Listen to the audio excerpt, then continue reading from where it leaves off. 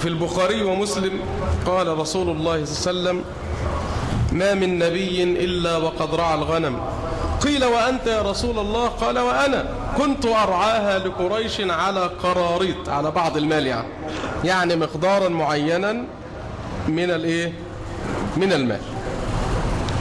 واعلم، يعني خذ هذه الفائدة، أن مهنة الرعي مهنة جميع الأنبياء.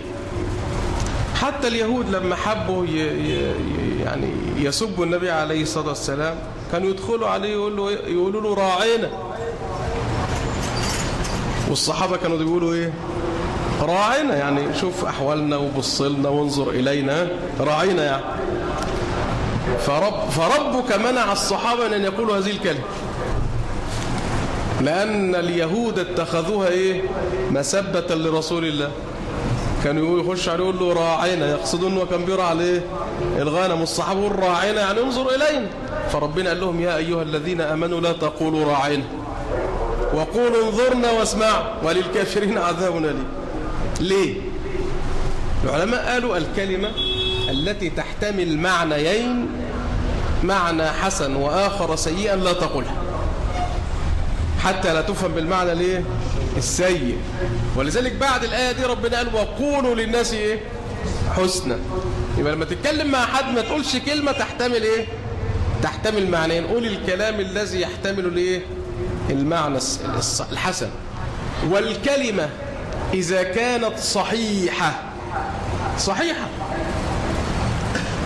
واتخذها الفجار والفساق شعارا يحرم عليك أن تقولها.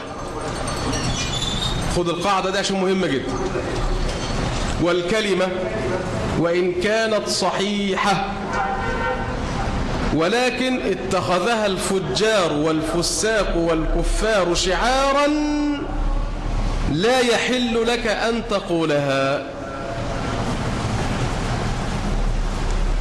واحد بيقول الكلمة المشهورة اللي هي ألف وحاء وألف، فتقول له: لما تقول هذه الكلمة السيئة؟ يقول لك: ما فيها، لا شيء فيها، لا كلمة عادية، وليست كذا. لا، اتخذها الفساق شعارا، يبقى لا يحل لك كمسلم أن تقول هذا الكلام. أيضا تكلم إنسان فيشخر لك، والشخر هو خروج صوت من الأنف. تقول له: انتهي. يقول لك: هل هناك دليل على أنها حرام؟ ما الدليل على أنها حرام؟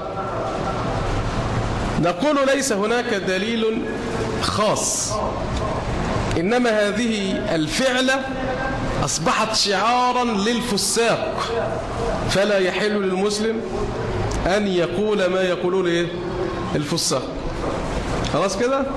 يبقى مسألة العلماء يقولوا هذه الكلمة كذا أو كذا مش لازم دليل خاص إن الكلمة دي حرام، أو النبي صلى الله عليه وسلم قال الكلمة دي حرام، أو القرآن قال إن الكلمة دي حرام. لا، خلاص. فلازم ينظر في قواعد في قواعد الشريعة. يبقى تنبه، كلمة هذه أو الشخر وما يخرج من صوت اللسان مع الأنف، هذا كله لا يحل لمسلم أن يتلفظ به، لأنه صار شعارا للفساق. فتنبهوا لذلك، بارك الله فيكم.